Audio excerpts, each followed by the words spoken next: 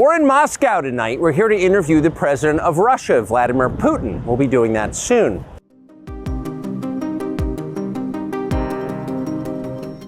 The word reset, a massive shakeup in Kyiv coming as Putin is trying to court the MAGA GOP in the United States. In fact, one of the leaders of the MAGA GOP is in Moscow tonight. It's the man you see here with the MAGA leader Donald Trump, Tucker Carlson. Possibly there in Moscow to interview Putin. Definitely there as a Putin-supporting celebrity. Just listen to how Russian state media is breathlessly celebrating his visit. Independent journalist Tucker Carlson has flown to Russia from the U.S. via Turkey to Vnukovo Airport. He saw Spartacus Ballet at the Bolshoi Theater, had lunch in a nice restaurant, went for a ride around town, rode the subway. He charged his smartphone via USB port and connected to a fast and free Wi-Fi internet. He charged his phone, although they're knowing the details about the fact that it was during USB port may give him reason to think twice about all of this. But look at them talking about him like a celebrity. Everything he does on camera, breathlessly repeated. Now, it is unclear if an interview between Putin and Carlson will take place, but if it does, it gives Putin a chance to sit down with a big supporter. Nobody understood this more than Tucker Carlson, who is now in the news because he currently is in Russia. Now, why is the mainstream media freaking out about that? Why were they always freaking out about the plausibility of a journalist going out to Russia that they couldn't control? Late this spring, I contacted a couple of people I thought could help get us an interview with Russian President Vladimir Putin. I told nobody I was doing this other than my executive producer, Justin Wells.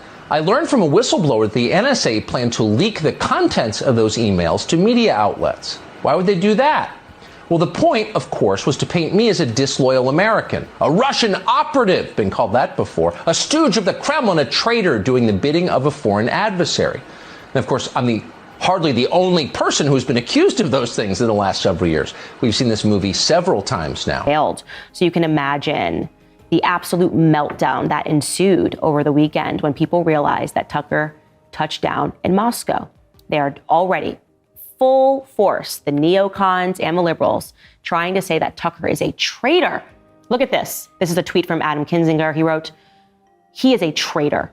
Following behind this, and this tweet was just flat out bizarre, when somebody asked the question, "Will you watch this interview?" Steve Deese replied, "Sadly, I cannot.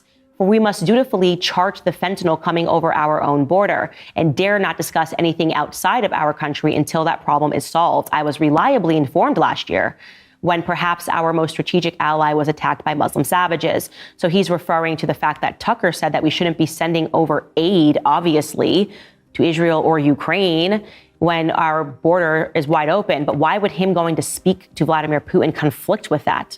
We still believe that, obviously, as Americans. We need to defend our borders, not the borders of other nations. If you're America first. If you're not, I consider that might be problematic.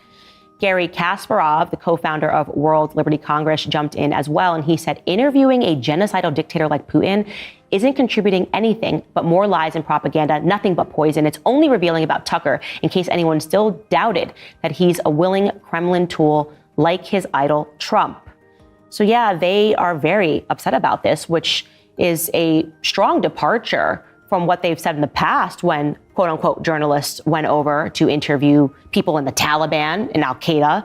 Vice News had done that in the past. We also know that Dan Rather interviewed Saddam Hussein in 1990. John Miller interviewed Osama bin Laden in 1998. Sean Penn interviewed El Chapo in 2015. And none of these people were accused of being traitors.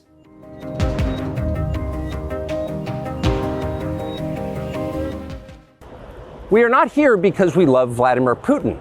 We are here because we love the United States, and we want it to remain prosperous and free. We paid for this trip ourselves. We took no money from any government or group, nor are we charging people to see the interview. It is not behind a paywall. Anyone can watch the entire thing, shot live to tape and unedited, on our website, tuckercarlson.com.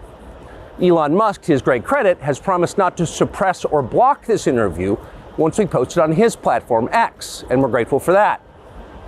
Western governments, by contrast, will certainly do their best to censor this video on other less principled platforms because that's what they do. They are afraid of information they can't control.